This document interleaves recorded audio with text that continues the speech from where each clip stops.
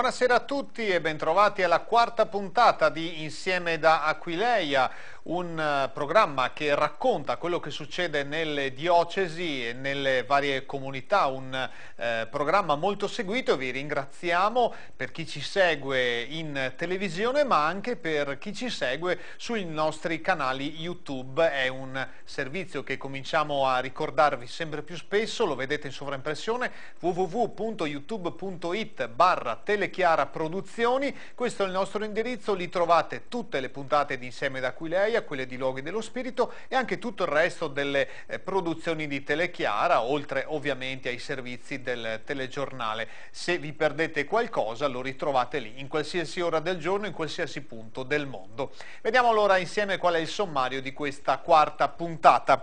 Ritorneremo sul grande evento di domenica che abbiamo trasmesso in diretta, oltre 4 ore per tutto il pomeriggio, la seconda assemblea ecclesiale del Patriarcato di Venezia. Ne proporremo alcuni brevi passaggi, alcuni interventi significativi. Poi saremo a Villaregia, alla comunità missionaria di Villaregia, che ha festeggiato i 25 anni dell'ordinazione missionaria di alcuni dei suoi membri e ne ha anche ordinati di nuovi. Poi ancora, a proposito di missione, perché siamo nel mese missionario, parleremo con un novantenne, un prete trentino della Valsugana, un novantenne che è stato missionario in Brasile ma sta per tornare proprio in Brasile, ed è questa la notizia. Poi ancora da Udine l'ultima omelia dell'arcivescovo Monsignor Brollo. Domenica prossima, sapete, ci sarà l'ingresso di Monsignor Mazzoccato a Udine. Poi ancora l'Atlante delle parrocchie della diocesi di Padova, i 500 anni del santuario del Pilastrello,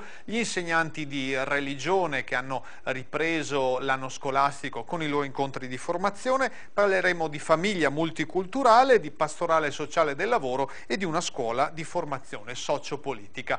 Tanti argomenti dunque anche in questa puntata. Andiamo ad iniziare con l'Assemblea Ecclesiale di Venezia. Un appuntamento importante, oltre 1000 persone che vi hanno partecipato domenica scorsa, in diretta anche su Telechiara. Noi andiamo a ripercorrere alcuni passaggi di questa giornata con l'intervento del patriarca, il cardinale Angelo Scola, appunto al centro di questo incontro. Poi durante la messa l'omelia del patriarca emerito cardinale Marco Cè, poi Monsignor Luigi Padovese, vicario apostolico in Anatolia in Turchia, e tra le tante testimonianze che sono state proposte in quel pomeriggio, quella di Giovanni Montanaro della Commissione per il servizio della carità. Queste alcune voci dunque di quel pomeriggio di domenica che vi riproponiamo in estrema sintesi. Eminenza, eccellenza, cari fratelli, care sorelle, vi ringrazio per l'invito a questo incontro sul senso dell'essere testimoni di Cristo nella nostra società, in questo vostro cammino di riflessione. Particolarmente oggi, in epoca di pluralismo, va ravvivata la consapevolezza che la testimonianza fonda e precede l'annunzio, anzi la testimonianza è il primo annuncio. Questo modo di essere testimoni silenziosi è stato quello scelto da Don Andrea Santoro, il mio sacerdote, ucciso il 5 febbraio 2006 a Trebisonda.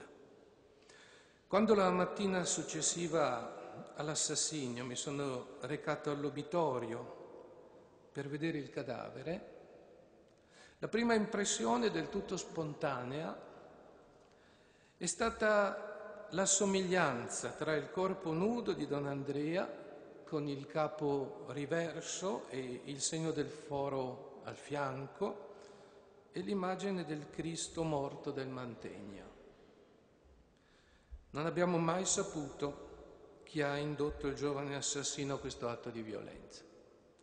Dal processo è emersa la sua colpevolezza, ma delle connessioni, delle influenze, del clima di odio che ha determinato l'assassinio nulla sappiamo e non lo sapremo mai.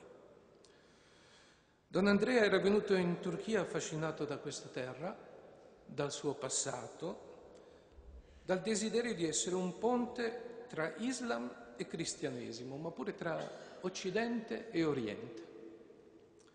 La piccola rivista che aveva creato con amici di Roma, dove era stato parroco in una popolosa città del centro, portava il titolo Finestra sull'Oriente.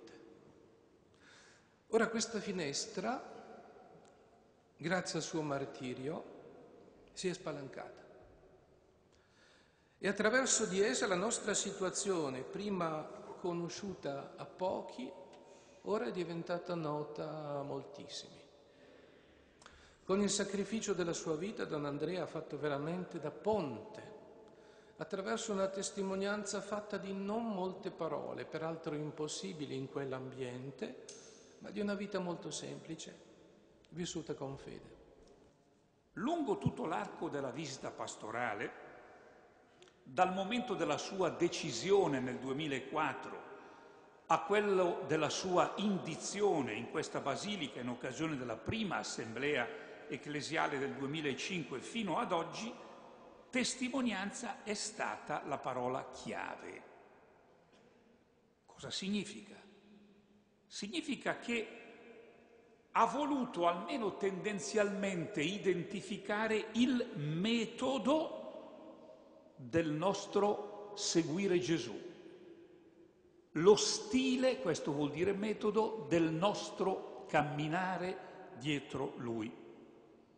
Anche questa seconda assemblea ecclesiale, nella sua indizione, nella sua preparazione, ora nel suo svolgimento, poggia sulla testimonianza, ecco il punto che mi interessa, sulla testimonianza come metodo di conoscenza, come modo per conoscere e per comunicare la verità. La testimonianza come metodo di conoscenza e di comunicazione della verità. Questo metodo, ripeto, di conoscenza e di comunicazione della verità, ripeto con forza perché normalmente non è intesa così la testimonianza, non è intesa come metodo di conoscenza e di comunicazione.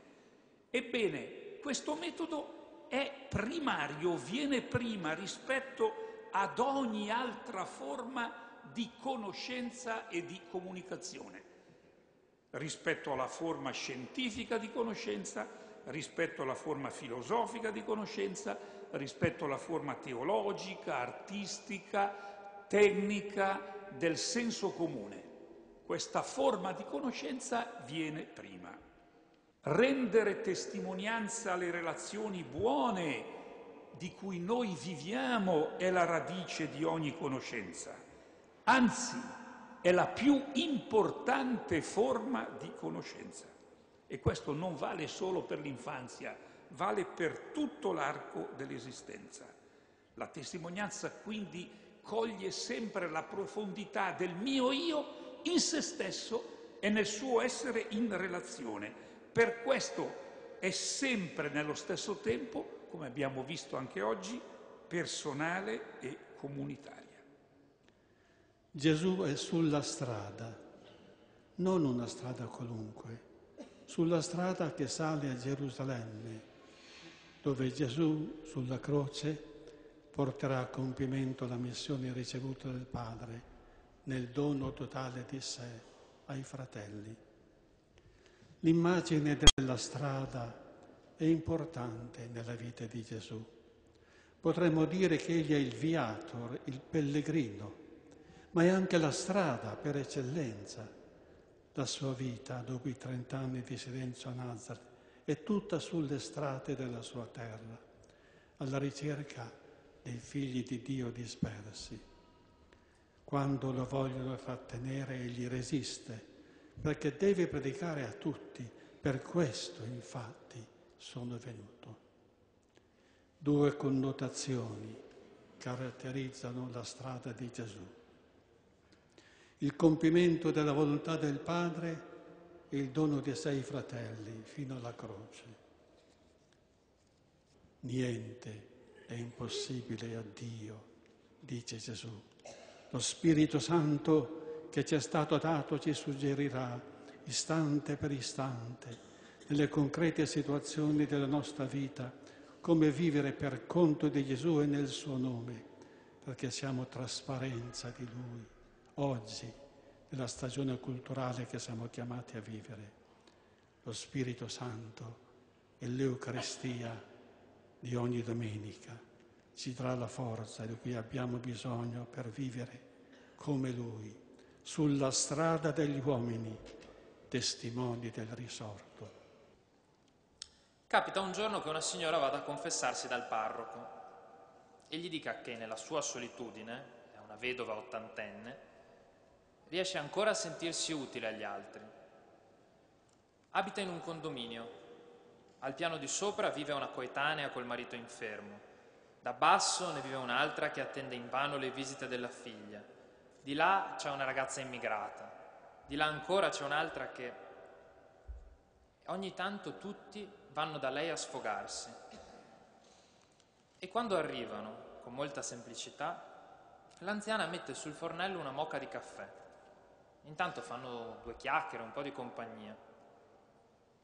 Allora al parroco viene l'idea: facciamo della moka un simbolo della nostra voglia di stare insieme, di visitare gli altri, di avvicinarci, di offrire il Vangelo, ma anche di saper ascoltare i problemi. Il caffè, in fondo, è il pretesto per eccellenza dello stare insieme, del confronto e dell'amicizia. Rendiamolo il paradigma dell'incontro. A ognuno vengono affidate due moche. Una la si riceve per sé, la si tiene nella credenza, la si usa con la famiglia o con gli amici. La seconda, invece, bisogna portarla a qualcun altro. Alla fine della Quaresima 2009, le moche distribuite sono state 800, il che vuol dire che almeno 2000 persone hanno bevuto quel caffè. In una parrocchia da 2800 anime, come quella della Comunità dei Frari, è un numero che fa riflettere. Non è un miracolo, non è un trionfo, ma è la gioia di aver seminato negli anni e di aver raccolto i chicchi di tanto lavoro, fatto soprattutto nel costante desiderio di varcare la soglia invisibile, ovvero di riuscire ad includere una volta tanto nelle attività parrocchiali le famiglie che frequentano la chiesa ma non si fermano dopo, i tantissimi giovani che si presentano in patronato, i genitori dei bambini appena battezzati che poi non si vedono più, le coppie di sposi, nel tentativo di creare davvero una comunità. Voglio comunicarvi che nei prossimi giorni procederò a istituire ufficialmente in diocesi l'Ordo Virginum. Si tratta di una forma di vita consacrata femminile riconosciuta dalla Chiesa. Non è una congregazione, un ordine religioso o monastico, neppure un istituto secolare. È una forma di consacrazione per donne che sono chiamate, per puro dono di Dio, a vivere la verginità nel mondo accanto agli altri fedeli. Conclusione, dopo l'annuncio che abbiamo sentito poco fa del patriarca Angelo Scola di istituire appunto l'Ordo Virginum, abbiamo il piacere di avere qui con noi una delle tre veneziane, Silvia Marchiori, presidente dell'Azione Cattolica di Venezia, che verranno consacrate il 7 dicembre. Sì, è un dono che il Signore fa alla nostra Chiesa e quindi non possiamo che essergli grati di questo pomeriggio che abbiamo vissuto assieme e di questo dono che viene in qualche maniera a completare quest'opera che lui sta portando avanti nella nostra Chiesa. In qualche modo il Patriarca ha parlato di testimonianza come del cambiamento che avviene in noi. In Silvia Marchiori è avvenuto oggi un cambiamento? Beh, in qualche maniera sì, perché il dono che il Signore aveva fatto a me personalmente è diventato gioia per tutta la Chiesa e quindi responsabilizza me e anche la comunità cristiana nel educarci proprio a essere fedeli ai doni che il Signore ci fa.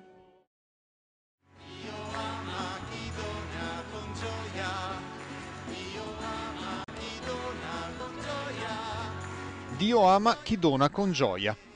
È stata una grande festa per la comunità missionaria di Villaregia. Nella cattedrale di Chioggia, in una solenne celebrazione eucaristica presieduta dal fondatore, padre Luigi Prandin, 5 missionari e 3 coppie di sposi hanno pronunciato i loro primi voti, mentre una missionaria, Chiara Bortolato, originaria di Campodarsego, e un missionario peruviano hanno celebrato i voti perpetui.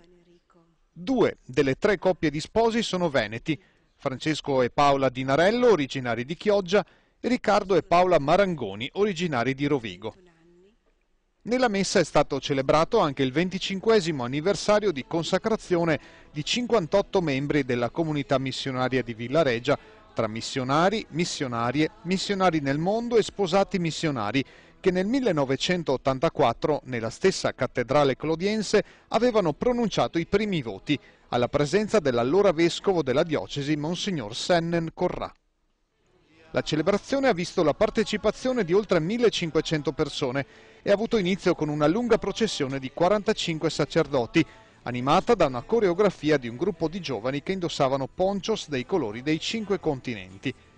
Da subito si è respirato un clima di gioia e di festa, ma anche di intensa preghiera e di commozione. Numerosi i genitori, familiari e gli amici che sono giunti anche dalla Sardegna, da Napoli, da Roma, per stare accanto ai loro festeggiati. Padre Luigi, iniziando la celebrazione, ha rivolto un sentito grazie a quanti erano convenuti. Grazie per tutti voi qui presenti, che siete venuti per pregare insieme con noi, che siete venuti per far festa con tutti questi missionari e missionarie. Grazie a ciascuno. Diciamo un grazie ai genitori dei nostri consacrandi, un grazie particolare ai padrini che assumono l'impegno di pregare per questi fratelli e per accompagnarli con affetto nel loro cammino. I figliocci, speriamo, sono riconoscenti verso tutti voi padrini e vi ameranno in modo particolare. Grazie ai sacerdoti che sono qui presenti. Grazie a ciascuno che è venuto per pregare con noi, ma siamo venuti per pregare, per lodare Dio. La liturgia della consacrazione di quanti pronunciavano i primi voti e i voti perpetui si è svolta dopo la liturgia della parola. Padre Luigi e Maria Luigia Corona, cofondatrici della comunità, hanno chiamato i consacrandi che si sono presentati all'altare. Su di loro tutta l'assemblea ha invocato lo Spirito Santo con un canto di preghiera. Maria Luigia ha quindi rivolto ai consacrandi delle domande perché esplicitassero il loro sì ad aderire ai voti di povertà, castità coniugale per gli sposati, obbedienza e al voto di comunità per la missione ad gentes che esprime la specificità del carisma. Ha fatto seguito la preghiera di consacrazione e la consegna degli statuti da parte dei fondatori. In seguito Padre Luigi e Maria Luigia hanno chiamato coloro che celebravano il loro giubileo di consacrazione. Anche questi fratelli hanno pronunciato una preghiera per rinnovare la loro fedeltà a Dio nella comunità missionaria di Villaregia. Al termine della celebrazione, la festa è proseguita nella casa madre per un momento di convivialità fraterna. Dopo la pubblicità, ancora temi relativi al mondo missionario, incontreremo un missionario eccezionale, 90 anni e sta per tornare in Brasile. A tra poco.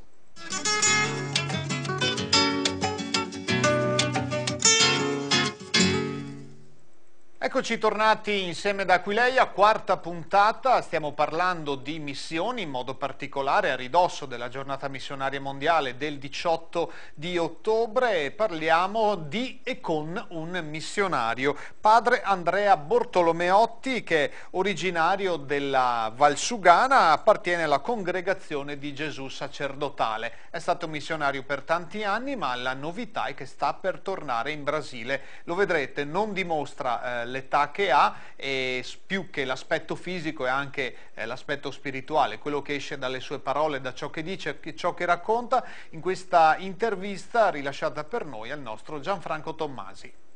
La storia della vita di padre Andrea Bortolomeotti della Congregazione di Gesù Sacerdotale, fondata da padre Venturini di Trento, è fatta di numerose tappe. Aperto alla cultura, alla formazione dei giovani e alla direzione spirituale, non abbandonò mai la sua propensione verso gli ultimi, in particolare verso i poveri del terzo mondo. Originario di Vigolo Vattaro, Valsugana, lo stesso paese che diede i natali alla Santa Madre Paolina Visintainer, santa trentino-brasiliana, padre Andrea, dopo numerose esperienze pastorali, si trasferì in Brasile nella città di Nova Trento, intraprendendo un'opera altamente sociale per favorire l'istruzione e la cura dei giovani e l'assistenza degli ammalati, coinvolgendo la gente del paese natale nella realizzazione delle sue numerose opere umanitarie. Noi lo abbiamo incontrato nel piccolo santuario della Madonna del Feles di Bosentino, santuario molto caro a padre Andrea. Padre Andrea, dopo 3 anni ci ritroviamo qui davanti al santuario della Madonna del Feles. Che importanza ha e che ruolo ha avuto questo santuario per lei? Ma fin da quando ero bambino io venivo qui al santuario nel giorno della festa soprattutto, ma anche in altri giorni, perché è una devozione che i vigolani hanno radicata nel cuore. So di persone che durante la guerra venivano tutti i giorni a pregare perché i loro cari ritornassero dalla guerra sani e salvi. Io sono venuto e un ricordo particolare che io ho di questo santuario, o meglio 2 ricordi. Io ho accompagnato il sacerdote, non ricordo più il nome, Don Clemente, sacerdote Don Clemente, che voleva costruire il campanile e aumentare il santuario. E lo accompagnavo da tutti quelli che conoscevo nel paese che avevano un carro e potevano portare qui sabbia, mattoni, pietre, eccetera. E diceva, è più dei vigolani la Madonna del Feles che dei bosentini, volete aiutarci? E allora, questo primo ricordo. E un secondo ricordo, anche più commovente per me, è che quando stavo preparandomi per gli esami da missione per poter essere ammesso al seminario, sono venuto qui a pregare la Madonna del Feles nella festa della Madonna e poi ho dato l'offerta di 1 lira che per me era un tesoro, avevo forse 1 lira e 10 centesimi, 1 lira e 20 centesimi e ho lasciato qui 1 lira. La sua vocazione forse è maturata anche intorno a questo santuario? No, questo non potrei dire. La mia vocazione io non saprei dove è maturata. Io so che a tutti quelli che mi domandavano quando ero ancora di 4-5 anni, mi vago prete, mi vago a studiare prete. Cosa farà sto bambino? Io vado a studiare prete. E il rettore del seminario, Monsignor Benassoli, mi ricordava questo fatto che io forse avevo dimenticato. Ero piccolo, sono andato a lui a chiedere se mi prendeva tra i chierichetti. In quel tempo i chierichetti dovevano trasportare il messale 2 volte durante la messa, da un lato e dall'altro. E Monsignor Benassoli, parroco, mi rispose, sei troppo piccolo, mi getti il messale per terra, aspetta quando sarai più grande. Io gli ho detto, quando sono più grande non sto qui a fargli il chierichetto, vado a studiare prete.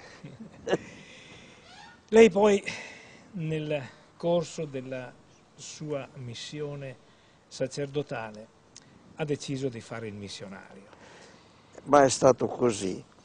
C'era già da 15 anni, io penso, il Papa aveva pubblicato, Papa Pio XII, aveva pubblicato l'enciclica o la carta ai vescovi intitolata Fidei Donum, e domandava alle diocesi ma più ricche di sacerdoti di dare per alcuni anni perlomeno sacerdoti per l'America Latina, perché diceva un popolo che è stato evangelizzato dai colonizzatori è senza sacerdoti che possa coltivare e purificare la fede che è piena di tradizioni e di superstizioni.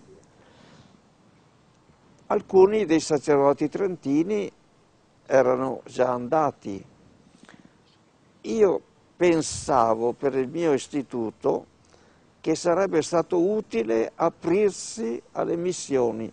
Già era previsto da padre Venturini, il nostro fondatore, che diceva prima di andare in America, si pensava nell'America centrale, è bene che i nostri facciano un'esperienza di cura d'anime in Roma. Nel territorio dove svolge la sua missione, Nova Trento e Barreto, padre Andrea realizza la chiesa parrocchiale, più di una casa per ospitare i ragazzi di strada, per dare loro un'istruzione e un lavoro. Inoltre, il missionario trentino, nelle vicinanze di un ospedale, ha realizzato una grande struttura dove, tra una terapia e l'altra, vengono ospitati gli ammalati di cancro che non hanno i mezzi per sostenere le spese del ricovero ospedaliero. Se lei dovesse fare un bilancio della sua attività di missionario in tutti questi anni, è rimasto soddisfatto o è rimasto qualcosa indietro che lei avrebbe voluto fare ma non è riuscito? Io avevo ancora un progetto, piccolo progetto, ma io non sono più parroco e perciò posso dare soltanto suggerimenti. Nella parte della parrocchia che ci è restata c'è siamo riusciti a avere per noi, per la parrocchia, a passare per la parrocchia, una casa, una sala con una casa vicina, nella quale poi un terreno che abbiamo comprato con i denari che sono venuti dall'Italia, un centro, e sta scritto centro professionalizzante e sulla porta sta scritto padre Andrea Bortolomeotti. E lì quella era degli amici della società Amici di Villa Noghera. C'è stato buone persone ispirate e stimolate da me e da un altro, che sono andate da tutti i soci, dopo alcune riunioni in comune, da tutti i soci a fare firmare la donazione alla parrocchia, e quella deve essere ancora i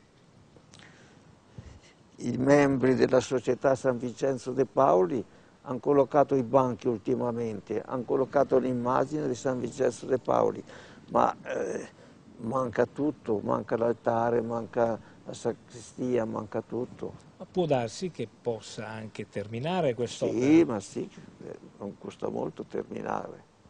E lei tornerà ancora? E c'è vicino questo centro professionalizzante, in questo si fanno, perlomeno che io sappia adesso, e ho partecipato alcune volte, lezioni di ginnastica per gli anziani. Dopo si aspetta, non so se c'ho già qualche macchina da cucire, e c'è la persona che si è offerta a insegnare gratuitamente a cucire. Ci aspettiamo macchine per fare pissi, bordato, non so, pissi. Ho capito. Ecco, e questo deve essere. Comunque questo è il suo bilancio. Sì, ma io ormai posso dare solo consigli quando me le domandano, perché c'è un altro parroco. È già 10 anni che non sono mai parroco, ho 80 anni. E lei non ci pensa di andare in pensione? Ma sono già in pensione. Ma in pensione per quanto anni. riguarda l'apostolato? Ma perché il prete non può andare in pensione per quanto riguarda l'apostolato? Il prete è prete tutta la vita, quello che può far di bene è questo che io vado là, perché posso visitare ancora malati, perché posso ancora andare negli ospedali, posso andare a benedire case, mi portano con la macchina evidentemente. E lei dice che è pensionato?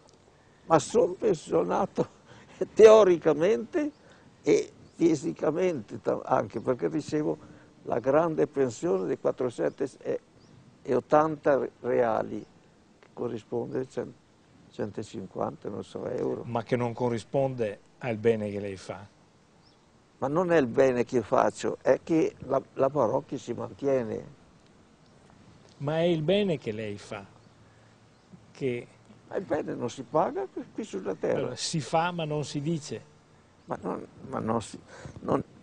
Questo bene spirituale non si paga qui sulla terra, nessun sacerdote deve lavorare per diventare ricco. E poi io ho delle persone che mi danno 1000 reali per me al mese e sanno che va tutto per i poveri. Un'altra persona che è morta di un colpo in questi giorni, mentre era parrucchiera e stava preparando una fidanzata, ed è venuto un infarto, è caduta. Quella mi dava tutti i mesi 200 reali e sapeva 100 andavano io gli davo al superiore, non so, altri 100 li usavo per carità ai poveri. Adesso, questo probabilmente io ho sbagliato molto, ho dato anche a quelli che hanno usato dopo per droga, per comprare droga. Ma lei non lo sapeva? No, che non lo sapevo, speravo che non fosse. Si mettono in ginocchio, per amor di Dio, domani devo essere a Belo Horizonte, se no perdo il lavoro. Ma gli assicuro che la prossima settimana io, quando mi dicono così, gli rispondo, è il primo miracolo che viene in Brasile se lei mi restituisse quello che io gli do. Dopo 30 anni è il primo, o 40 anni che sto qui, è il primo miracolo che avviene in Brasile. Comunque noi la aspettiamo tra 3 o 4 anni per sentire un po' quali altre iniziative ha incoraggiato, sia pure non materialmente ma comunque spiritualmente. Aspetti, mi aspetti, se non ci ritroveremo in cielo, nessuno sa. Grazie. Sarà difficile con 93-94 anni affrontare un'altra volta il viaggio. Se Dio mi dà vita. A Dio piacendo. A Dio piacendo. Grazie. Prego. Di questa sua testimonianza. Una tortura. Mi ha fatto una tortura. Oh. Parleremo ancora di missionari la settimana prossima, domenica 18 è la giornata missionaria mondiale, quindi ne parleremo anche nella prossima puntata. Ora un salto in Friuli Venezia Giulia a Udine, grazie alla nostra redazione di Udine, raccontiamo quella che è stata l'ultima omelia, l'ultimo saluto alla sua diocesi di Monsignor Pietro Brollo, arcivescovo di Udine, ancora per pochi giorni perché domenica 18 ci sarà l'ingresso del nuovo arcivescovo. Da Treviso arriverà Monsignor Andrea Bruno Mazzoccato. Nel servizio di Ugo Zanin, dunque, i contenuti dell'ultima omelia di Monsignor Brollo, arcivescovo di Udine.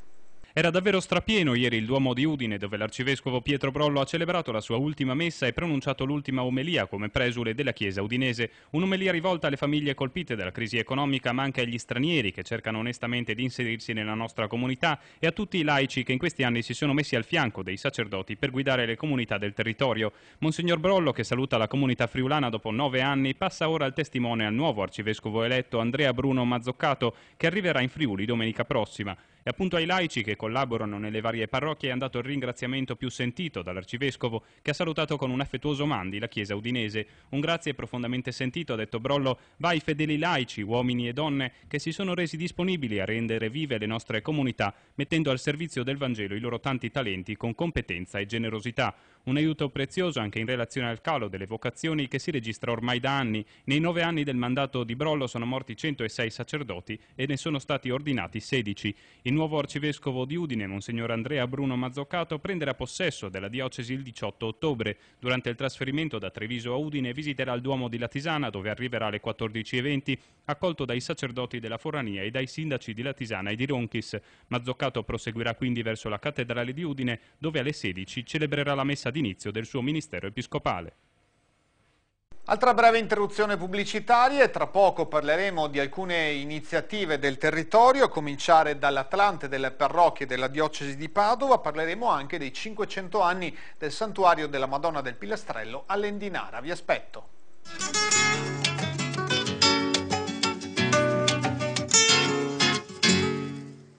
Eccoci tornati insieme per questa quarta puntata di Insieme da Aquileia. Parliamo ora di un'iniziativa editoriale ma che riguarda varie comunità, anzi tutte le comunità parrocchiali della diocesi di Padova, che per estensione e popolazione è la più grande diocesi del nord-est, sicuramente anche una delle prime a livello nazionale. Si chiama Atlante delle parrocchie, un'iniziativa del settimanale diocesano La Difesa del Popolo, un'uscita a fascicoli settimanali che racconta appunto tutte le varie comunità, un Atlante non solo geografico ma anche storico e culturale, con tante informazioni utili. Il servizio di Paola Sartore.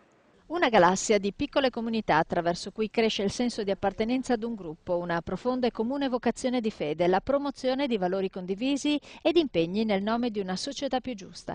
Sono le parrocchie che La Difesa del Popolo, il settimanale diocesano di Padova, ha voluto in qualche modo mappare in un vero e proprio Atlante pubblicato a fascicoli. 36 le uscite programmate per un progetto che anticipa nei tempi la consegna alle parrocchie dell'inventariazione di tutti i beni culturali e artistici di ciascuna, eseguita dalla diocesi per conto della CEI. Abbiamo cercato di anticipare un po' i tempi e di dare un primo assaggio, uno stimolo, un'occasione a tutte le parrocchie di riflettere sulla loro ricchezza, sia ricchezza storica che ricchezza artistica.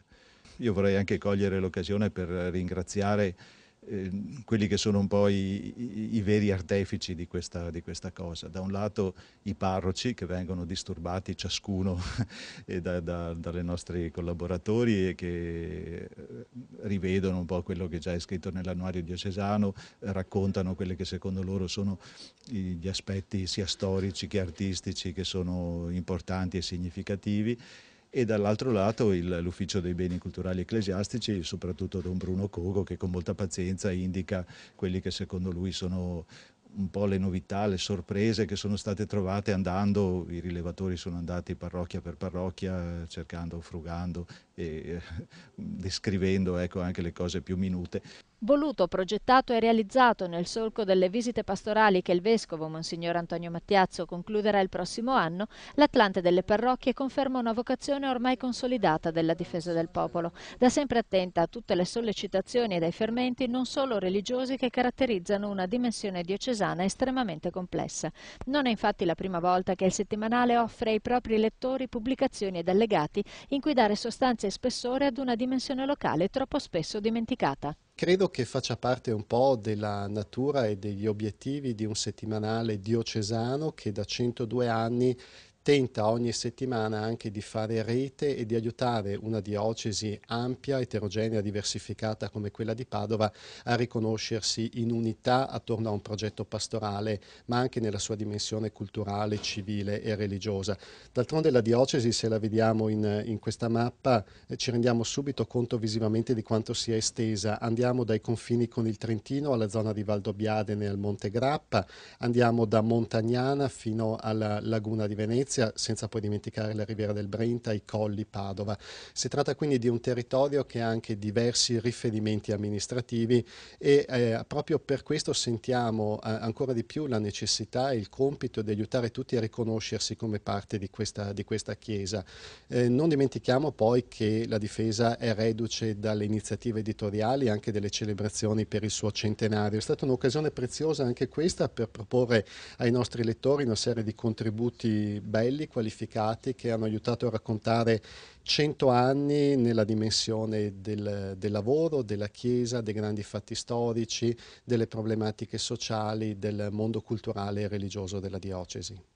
Siamo debitori con voi, con i telespettatori soprattutto del Rodigino, del Polesine, di un servizio che per vari motivi di calendario di queste prime puntate della nostra trasmissione è via via slittato. Una celebrazione che si è svolta già ai primi di settembre, che è quella dei 500 anni del Santuario della Madonna del Pilastrello, un santuario molto frequentato nel Polesine, ve l'abbiamo già raccontato in un altro spazio, quello della trasmissione Luoghi dello Spirito. Ora torniamo su quell'evento, appunto sulla celebrazione dei 500 anni di questo santuario, per sentire le due voci di chi era presente in quel giorno per la grande celebrazione, il Patriarca di Venezia, il Cardinale Angelo Scola, e il Vescovo di Adria Rovigo, Monsignor Lucio Soravito De Franceschi, con i quali ci siamo intrattenuti brevemente prima della celebrazione. Innanzitutto al Cardinale Scola abbiamo chiesto qual è a suo parere l'importanza di luoghi di culto, luoghi di spiritualità come il Santuario del Pilastrello. Secondo me rappresentano un punto di riferimento più che mai decisivo, come dimostra il dato che la gente li affolla. Quindi vuol dire che il popolo, il nostro popolo italiano soprattutto, ha una spinta profonda a cercare il senso del vivere e capisce che il senso del vivere ha bisogno di un continuo rinnovarsi di sé, ha sempre bisogno di una nuova nascita. E la nascita non è puramente un inizio, la nascita è sempre anche una scoperta dell'origine, cioè di Dio. E la Madonna è la strada più naturale, più semplice per ritrovare il volto di Dio attraverso Gesù. E quindi la gente viene qui. Perciò i nostri santuari, questi luoghi, sono decisivi per la vita della Chiesa e in un certo senso ancora più decisivi per la vita della società civile. All'interno del santuario c'è scritto che questo è il tesoro delle Indinaresi. Lei in 5 anni può confermarlo, in 5 anni di presenza qui? Senz'altro, posso dire che è un santuario molto amato da tutti i polesani, ma non solo. Qui vengono moltissimi fedeli anche della Bassa Padovana ed è un santuario, grazie anche alla presenza di padri olivetani, dove è possibile pregare, celebrare le confessioni, partecipare all'Eucaristia, vivere anche intensi momenti di vita spirituale. E mi auguro che continui a essere un polmone che dà ossigeno alla nostra gente. Santuario del Pilastrello che dunque prosegue la sua storia, un punto di riferimento importante per i fedeli del Polesine. Un altro momento importante, anche questo da questo è passato tanto tempo, ma è un tema sempre di attualità, quello degli insegnanti di religione. All'inizio dell'anno scolastico, poco prima, quindi all'inizio di settembre, si sono incontrati nella diocesi di Padova, al piccolo teatro appunto alle porte di Padova, per il primo dei loro incontri di formazione, che poi stanno già proseguendo nel corso di queste settimane lungo tutto l'anno scolastico. Ebbene, in quel primo incontro abbiamo fatto un po' il punto della situazione con Monsignor Costa, che è responsabile proprio dell'ufficio per l'insegnamento della religione cattolica, su quanto pesa, tra virgolette, questa materia all'interno delle scuole. Nel corso dell'estate c'era stata un'importante sentenza del TAR che aveva un po' escluso gli insegnanti di religione dal loro ruolo all'interno dei consigli di classe in fase di scrutinio. Abbiamo discusso con lui di questo e di altri argomenti. Riparte l'anno scolastico, riparte per tutti, anche per la diocesi, che inizia con oggi, con questo incontro di formazione, il suo percorso formativo per gli insegnanti di religione. Quali sono i temi che metterete in evidenza?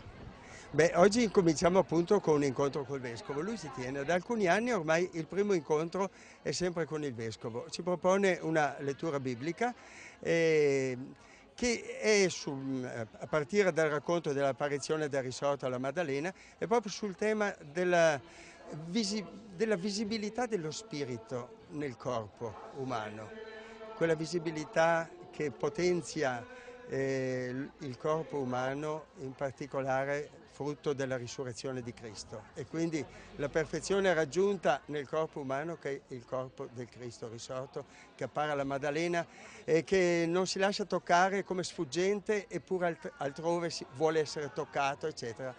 Ecco, si parte da qua e effettivamente nella cornice del piano pastorale, che è il bene comune stile di vita nella comunità cristiana, noi riteniamo che l'insegnamento della religione, anche col corso che abbiamo approntato, possa essere un contributo molto importante.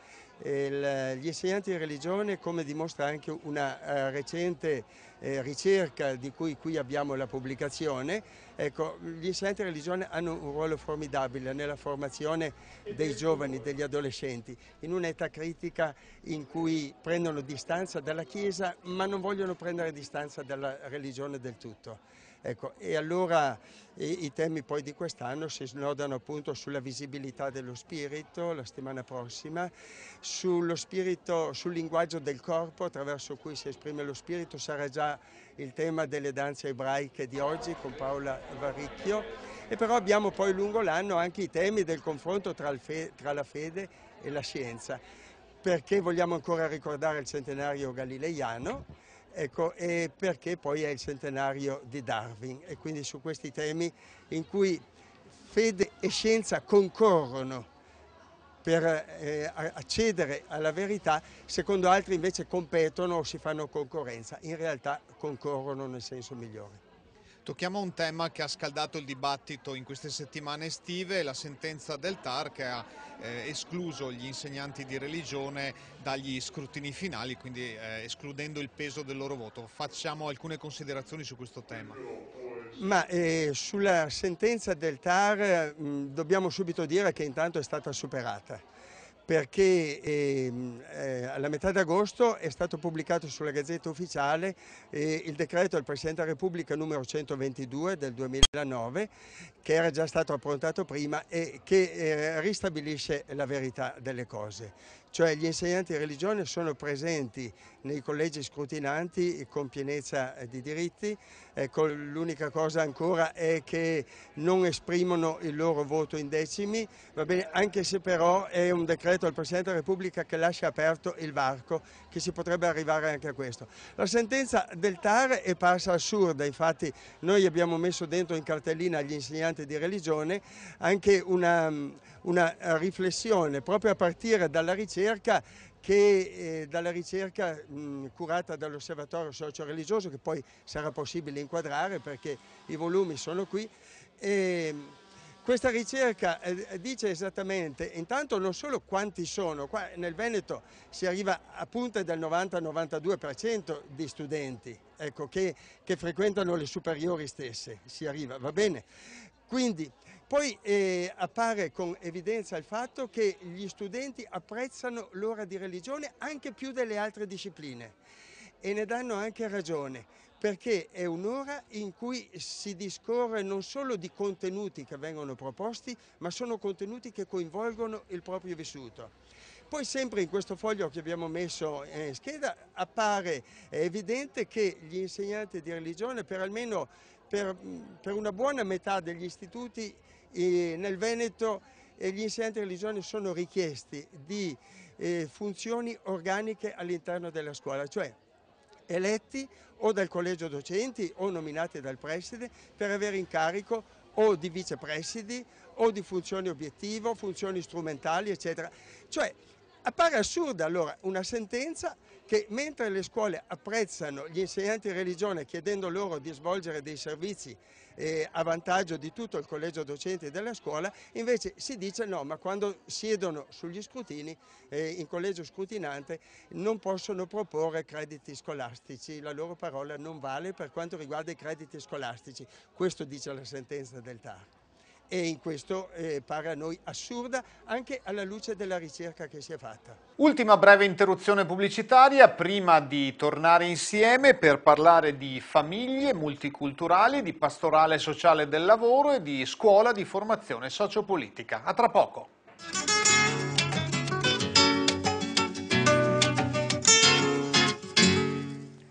Torniamo in studio per l'ultima parte di Insieme da Aquileia, torniamo a Verona con il nostro Gianfranco Tommasi che con l'occasione aveva incontrato alcune settimane fa il vicequestore della città scaligera e il direttore di Famiglia Cristiana per parlare di un tema che è sempre più di attualità soprattutto nel nostro territorio, quello delle famiglie multiculturali. Vediamo.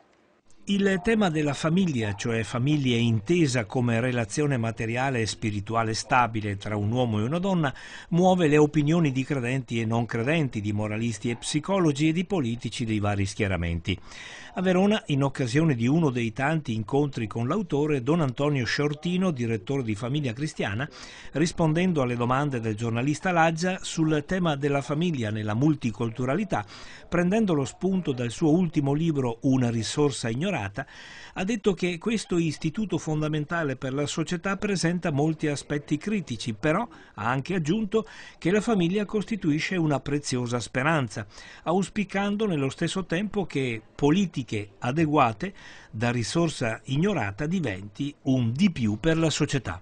Oggi in Italia c'è un attacco alla famiglia che è anche concettuale e anche culturale, di cui hanno una grave responsabilità i media, soprattutto le televisioni, quando ci fanno vedere modelli di famiglia che io chiamo famiglia mediatica, di famigliole allargate, che non hanno poi un riscontro nella realtà, o perlomeno non nella misura, nella dimensione che i media ci fanno vedere. Quando è stato il turno del vicequestore, molti dei presenti all'incontro si sono chiesti cosa c'entri il poliziotto sul tema famiglia.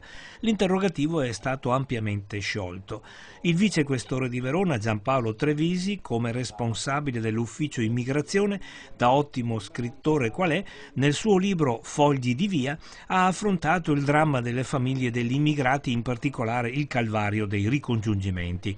Uno spaccato della famiglia, dell'immigrato, che viene ignorato soprattutto sul piano umano. Io, guardi, la prima volta che sono andato via da Roma, che è la mia città, ho sentito forte la mancanza dei miei genitori, nonostante siano solo a 500 km di distanza, e quindi mi rendo conto nel momento in cui ci si trova con questi fascicoli in mano e quali possono essere le loro sofferenze, quali possono essere le loro angosce, no? Di avere le persone lontane, e perché poi tutto il discorso che si fa relativo all'integrazione, relativo a tutto il resto, secondo me la base fondamentale è che possano stare qui con i propri affetti, perché da lì parte la vera integrazione. Un'altra notizia ci arriva dalla diocesi di Padova, sempre impegnata su molti fronti. Il tema di questo triennio della diocesi è quello del bene comune, quindi un tema che riguarda un po' tutta la società, non solo la comunità ecclesiale e le comunità parrocchiali e quella diocesana.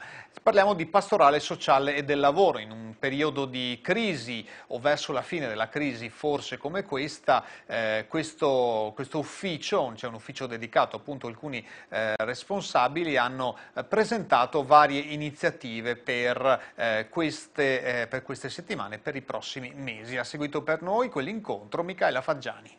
La pastorale sociale del lavoro della diocesi di Padova si trasforma. Tra le novità, una nuova sezione dedicata al settore all'interno del sito della diocesi e la pubblicazione online della rivista Toniolo Ricerca, dedicata alla riflessione culturale tra bene comune e futuro del Veneto. Ancora nell'ottica di fornire strumenti per comprendere la realtà sociale e politica che ci circonda, parte sabato prossimo la scuola di formazione all'impegno sociale e politico, attiva da 21 anni e per la prima volta diretta da una donna. La rivista Toniolo Ricerca, prodotta dal Centro Toniolo, coniuga l'approfondimento proprio delle pubblicazioni mensili e la semplicità e l'agilità dello strumento web. All'indirizzo www.tonioloricerca.it è disponibile il mese corrente e l'archivio delle pubblicazioni passate. Questa rivista mensile, che però è sempre online, è una rivista web, non in cartaceo, che si intitola Toniolo Ricerca, che vuole essere una sorta di luogo di riflessione a più voci. Infatti ci sono circa una trentina di persone che si alternano su tematiche riguardanti la società, evidentemente, l'economia, lo sviluppo, l'ambiente, il lavoro, che riguardanti in particolare la nostra regione, il Veneto. La pastorale sociale del lavoro punta sul web anche grazie alla nuova sezione dedicata al settore sul sito della diocesi di Padova. Layout semplice e accessibile per uno strumento che fotografa l'attività della diocesi e delle realtà attive sul territorio. Uno strumento per fornire ai cattolici ruoli attivi in termini di dibattito culturale. È la scuola di formazione all'impegno sociale e politico, che propone un programma biennale diviso in moduli che spaziano tra istituzioni e politica, comunicazione, economia e lavoro. Tra le novità di quest'anno, un cambio ai vertici. È Francesca Schiano, la nuova direttrice della scuola di formazione sociopolitica. Per la prima volta una donna. Sì, ma la cosa non mi crea nessun problema, nessun imbarazzo e neanche nessun tipo di orgoglio, perché io credo che la questione femminile che esiste in Italia e non solo in Italia non si risolva tanto enfatizzando quando è per la prima volta una donna, ma considerandola una cosa normale. Nell'ambito delle iniziative dell'Ufficio di Pastorale Sociale del Lavoro ce n'è una specifica che è quella della Scuola di Formazione Sociopolitica, una scuola appunto che prevede un percorso e vari incontri di formazione nel corso dell'anno, una scuola che per la prima volta è diretta da una donna. E anche questo percorso ha già iniziato il suo cammino, presente anche il Vescovo Monsignor Mattiazzo. C'era per noi e ci racconta appunto i contenuti di questa scuola Elisabetta Corazza. Il Papa Benedetto XVI nell'enciclica Caritas in Veritate scrive, il numero 21, gli aspetti della crisi e delle sue soluzioni, nonché di un futuro nuovo possibile sviluppo, richiedono nuovi sforzi di comprensione unitaria e una nuova sintesi umanistica. La complessità e gravità dell'attuale situazione economica giustamente ci preoccupa, ma dobbiamo assumere con realismo, fiducia e speranza le nuove responsabilità a cui ci chiama lo scenario di un mondo che ha bisogno di un profondo rinnovamento culturale e della riscoperta di valori di fondo su cui costruire un futuro migliore.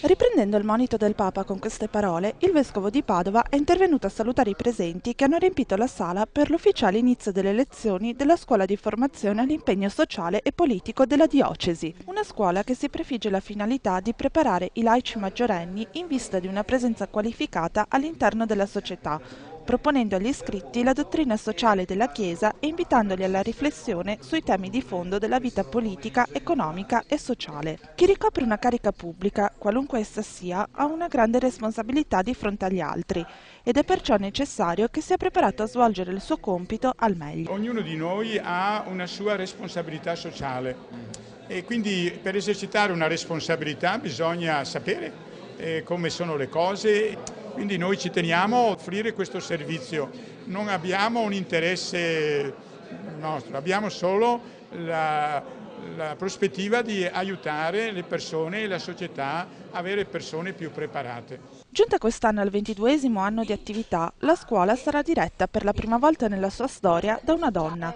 la professoressa Francesca Schiano, che ha già avuto modo di dimostrare competenza e preparazione svolgendo altre cariche all'interno della diocesi. Lo sforzo è quello di fare al meglio la direzione della scuola, cogliendo da un lato gli elementi più fruttuosi di una tradizione che è lunga, perché 22 anni non sono pochi, e rispetto ad esperimenti analoghi cresciuti anche in diocesi circonvicine, la nostra è una scuola che è continua nel tempo e ha intenzione di continuare, spero anche a lungo.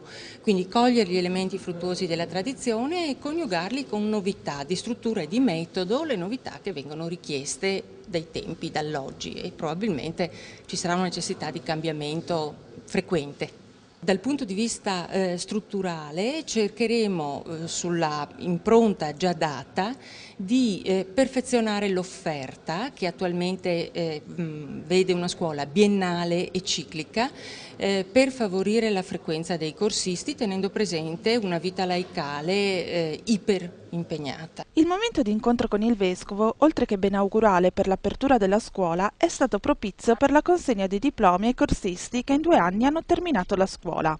Non hanno mancato di presenziare l'inaugurazione anche Domenico Menorello in rappresentanza della provincia e Claudio Piron per il Comune, che con la loro presenza hanno manifestato l'interessamento delle istituzioni alla scuola stessa. Chiudiamo così questa puntata, ancora una volta molto ricca di temi su cui riflettere. Insieme da Aquileia torna la settimana prossima alle ore 21, rimane, lo ricordo, su YouTube, www.youtube.it/Telechiara Produzioni, questa puntata ma anche quelle già andate in onda. La settimana prossima parleremo ancora di missionari, sarà appena passata la giornata missionaria mondiale, in particolare torneremo sulla vicenda umana e religiosa di testimonianza di Don Ruggero Ruvoletto. Vi aspetto la settimana prossima alla stessa ora. Buona serata.